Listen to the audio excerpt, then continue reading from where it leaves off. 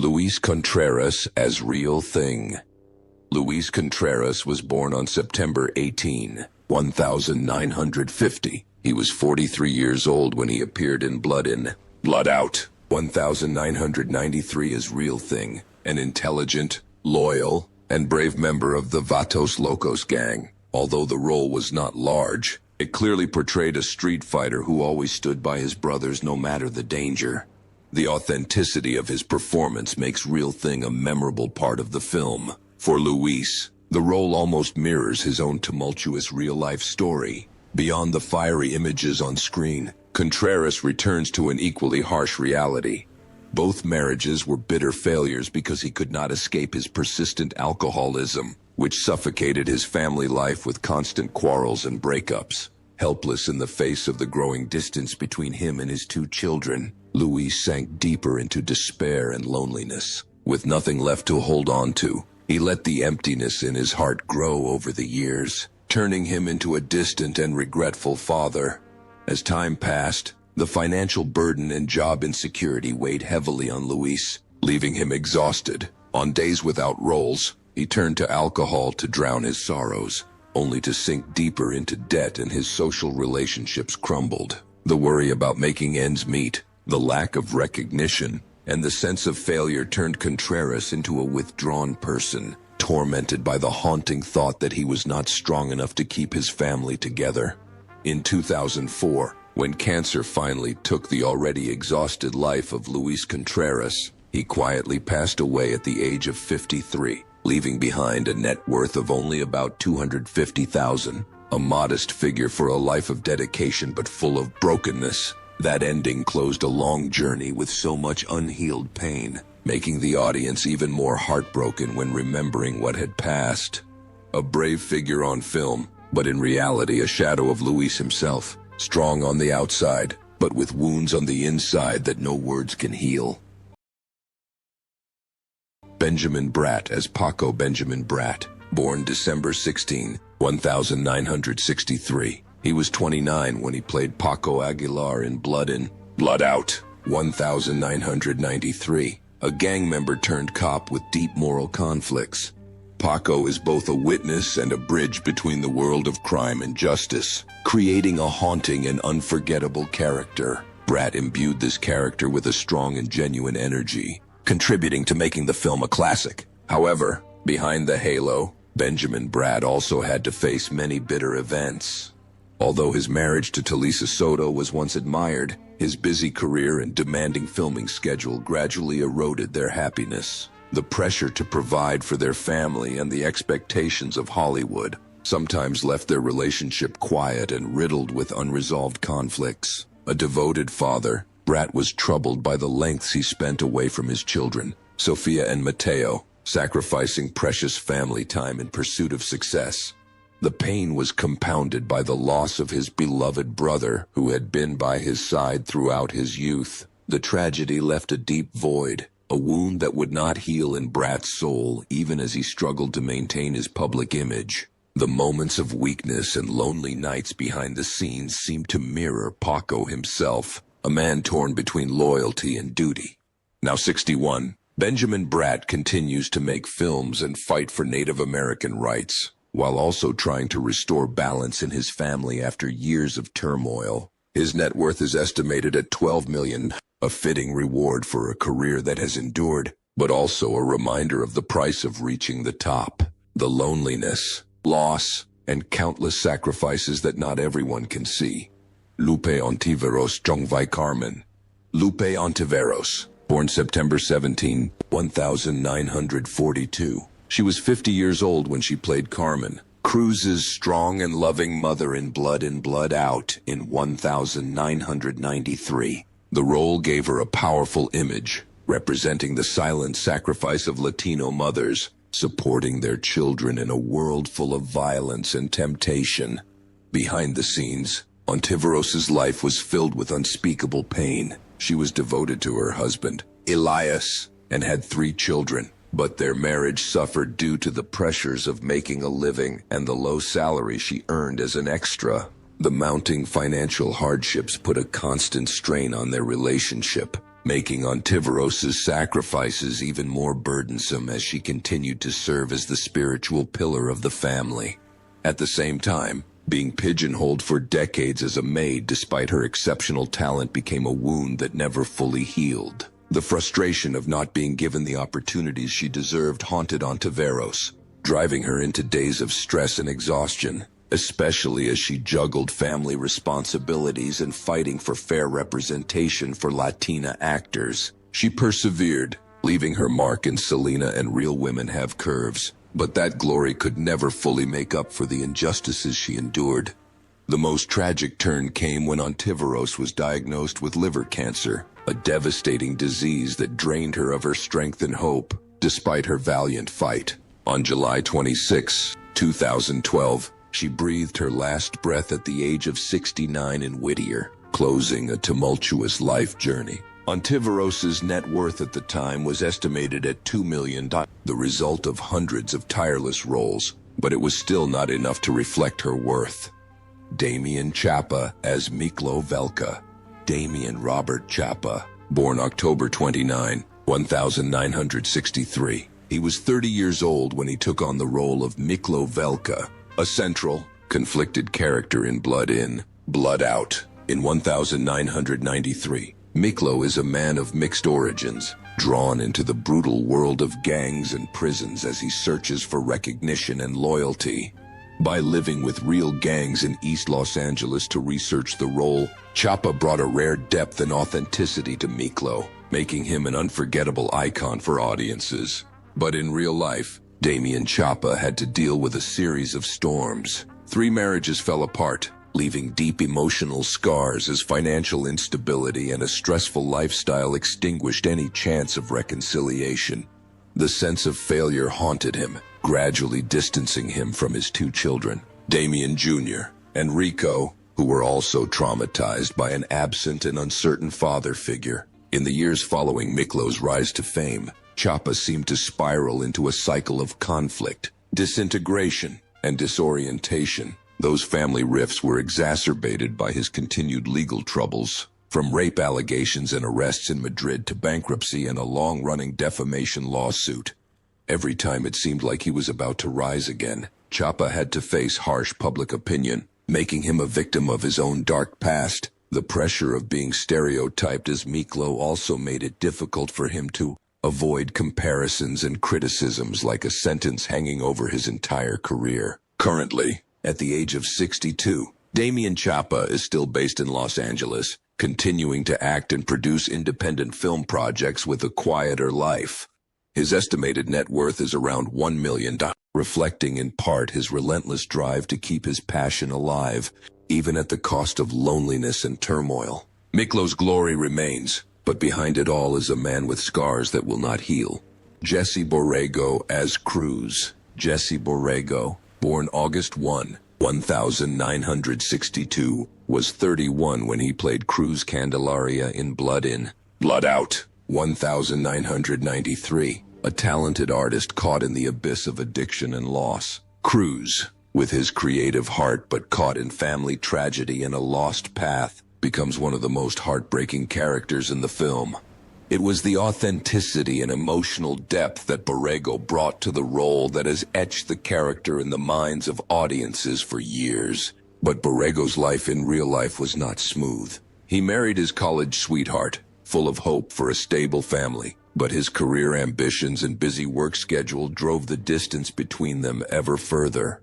His last marriage ended in divorce, leaving him haunted by feelings of failure and inadequacy as a husband and father. After the divorce, his relationship with his daughter Sophia became estranged, leaving Jesse to lie awake at night wondering if success was really worth the sacrifice of family love. The pressure of acting, combined with his broken personal life, sent Borrego into a spiral of depression. He was forced to take time off from the set to heal and regain his mental balance, while the image of Cruz, a talented but lost man, seemed to creep into his real life, making it difficult for him to escape the darkness. Crises came and went, leaving scars on the soul and on the face of an artist who had endured too much bitterness. Now, at the age of 63, Jesse Borrego has chosen to return to San Antonio, to spend time teaching, acting, and finding peace after the turmoil. His net worth is estimated at $1.5 million, reflecting his persistent efforts to overcome many difficulties. Lanny Flaherty as Big Al. Lanny Flaherty, born July 27, 1942, was 51 years old when he played Big Al in Blood In, Blood Out, 1993, a pivotal prison-set character who embodied the power and cruelty of the harsh world behind bars. Flaherty's performance of Big Al exudes a tough and realistic look, but still has a bit of humanity hidden inside, creating a unique appeal for the role.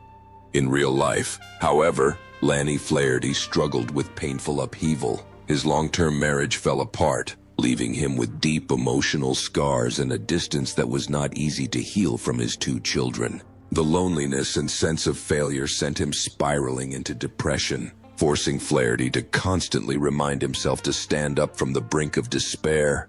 The mounting stress, coupled with his longing for his family and his stagnant career, pushed him deeper into the darkness of alcohol. Flaherty later withdrew, living a relatively quiet life in New York and largely avoiding the limelight. Haunted by his past and in increasingly poor health, he had little chance of returning to the heights he had achieved in Natural Born Killers or Men in Black.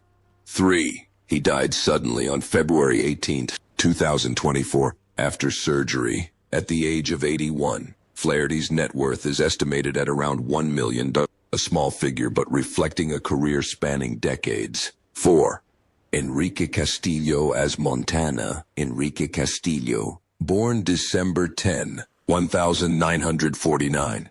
He was 44 when he played Montana in Blood In, Blood Out, 1993. A powerful and intelligent leader of La Onda behind bars, Montana is the gang's leader, disciplinarian and protector of honor, presenting a fearsome and respectable image in the criminal world. The role became a lasting memory thanks to Castillo's dignified and multidimensional performance. However, in real life, Enrique Castillo had to experience pains more severe than any script. His first marriage, which seemed like a peaceful place, quickly fell apart when financial pressure and time apart washed away all patience and faith. His acting career, despite his passion and dedication, still made him struggle because he was constantly framed in supporting roles, not having much room to perform, narrowing his potential and leaving him with a lingering sadness about a talent that was never properly appreciated. The greatest tragedy struck when Castillo lost his son Daniel, only 25 years old, in a tragic car accident. The sudden loss tore Enrique's heart apart, leaving an unfillable void and years of torment in his memories. Although he tried to continue writing, directing, and passing on his passion to the younger generation, he still carried the pain of a lost child, a deep scar that would not heal easily. Now 75, Enrique Castillo lives a relatively quiet life in Los Angeles, occasionally teaching acting and working in the theater industry for solace. His net worth is estimated at $800,000, a modest sum considering his tumultuous journey. Yet Montana lives on in the hearts of audiences as a testament to strength and resilience, and as a mirror of Enrique's own life as a father and artist who endured so much loss. Theodore Wilson as Wallace. Theodore Roosevelt Wilson, born December 10, 1943 in Harlem, New York, was 49 when he appeared in Blood In, Blood Out, 1993, as Wallace, a minor character who is memorable for his loyalty, humor, and genuine kindness in the brutal world of gangs. Wallace appears alongside the Vatos Locos, balancing the emotional tone of the film with a rare dose of humor and humanity. Wilson was beloved for his role as the cunning Sweet Daddy Williams in 1976's Good Times, but his personal life quickly spiraled into a downward spiral after a seemingly happy marriage to actress Joan Pringle. The pressures of fame and a demanding filming schedule caused the relationship to unravel, leading to a quiet divorce. Wilson's sense of failure as a husband and father pushed him into deep loneliness, gradually distancing himself from his two young children, adding to the emotional pain that never really healed. As time went on, Wilson sank deeper into depression, and alcohol became his way of filling the void. although he continued to act in the 1980 SE, with notable supporting roles in 1980's The Hunter and 1991's Life Stinks. He could not escape the shadow of his deteriorating health. Long, lonely nights interspersed with filming trips weakened his heart, requiring surgery before a sudden stroke took his life at the age of 47 on July 21, 1991. Wilson's sudden death left him with a net worth of around $500,000, a modest sum for a career that spanned many years and didn't have any major breakthroughs. Sadly, Wilson passed away before Blood Out was released, making this Wallace role a surprise send-off. But it's always been seen as a final film that cements the image of a talented artist who suffered from many emotional wounds that never truly healed. Roberto Contreras as Cruz's grandfather. Roberto Contreras, born December 12, 1928 in St. Louis, Missouri. He was 64 when he appeared in Blood Out, 1993 as Cruz's grandfather, a gentle supporting role that portrayed a loving, inspirational grandfather to a younger generation amid the whirlwind of gang violence. The character served as a moral anchor, reminding Cruz of his family roots and seemingly fading moral values. With his understated, experienced performance, Contreras brought emotional depth to the film. In real life, Contreras' career peaked in the 1960s with his role as Pedro in The High Chaparral, but behind the glamour of television was a life of inner turmoil. Married at a young age with 3 children, Contreras quickly became absorbed in a hectic filming schedule, often away from home, only to lose his family in the bitterness of divorce. The pain of the breakup lasted and became an obsession, leaving him with years of guilt and gradually distancing himself from his children, especially as family relations grew colder.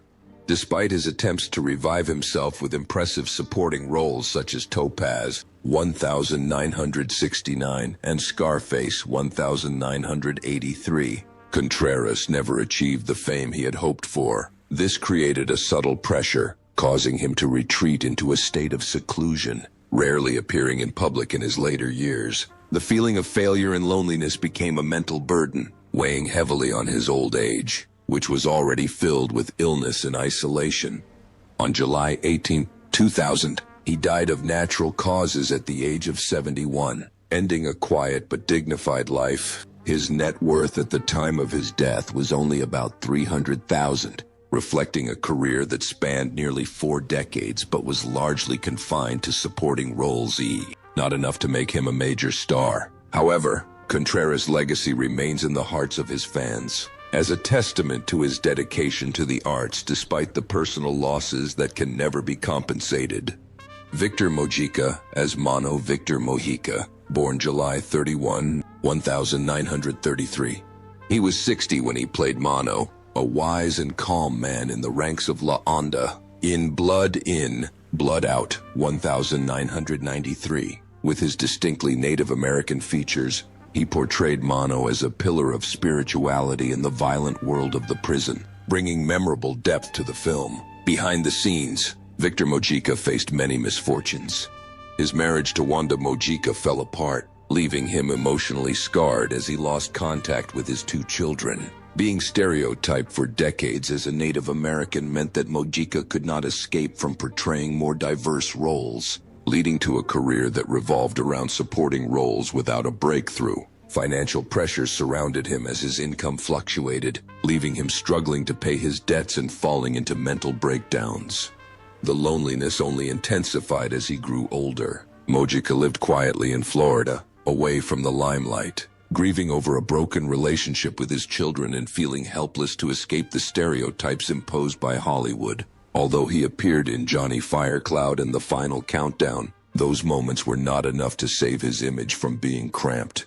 He died quietly and privately on October 17, 2019, at the age of 86. Mojica's net worth at the time of his death was estimated at $500,000. However, Victor Mojica is remembered as a resilient man who bravely overcame difficulties, despite his personal life being anything but smooth.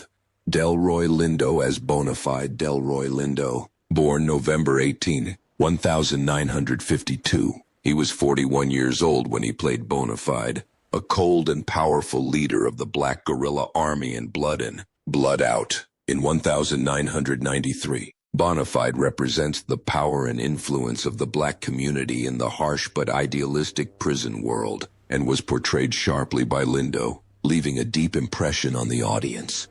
Delroy Lindo's life behind the scenes, however, was also fraught with hardship. His first marriage to Diane fell apart while he was still struggling to find his footing in a racist industry, leaving him to raise his son Marcus alone in loneliness and financial hardship. The pressures of parenting, coupled with the pain of divorce, left a lasting scar on Delroy, a shadow that would haunt him for years.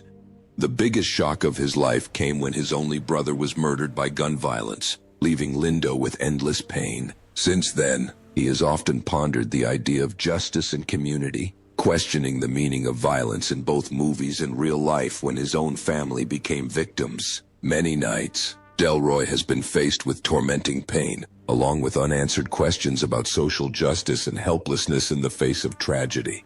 Now 72, Delroy Lindo lives in New York City and devotes himself to mentoring troubled youth, hoping to steer them away from the criminal path he portrayed on screen. Lindo's net worth is estimated at $4 million, a fitting reward for a career that has been illustrious but also filled with sacrifice. The truth may be an act, but Delroy Lindo's life is bitterly influenced by the tragedies he has endured. Vanessa Marquez as Montana's daughter. Vanessa Rosalia Marquez was born on December 21, 1968 in Los Angeles County, California. She was 24 years old when she appeared in Blood In, Blood Out, 1993, as Montana's daughter, a small but memorable supporting role for her innocence and vulnerability in a brutally violent world. The character helped to emphasize the film's humanity, contrasting with the gory scenes of the gangland. Unfortunately, Marquez's personal life was also rife with cracks and turmoil, leaving her with even more pain than her on-screen role. Marquez made a lasting impression on audiences as Nurse Wendy Goldman in the first 3 seasons of ER, from 1994 to 1997. But behind the scenes, she struggled with a series of mental health crises, including bipolar disorder, obsessive-compulsive disorder, anorexia, and agoraphobia, which left her virtually trapped in her own home.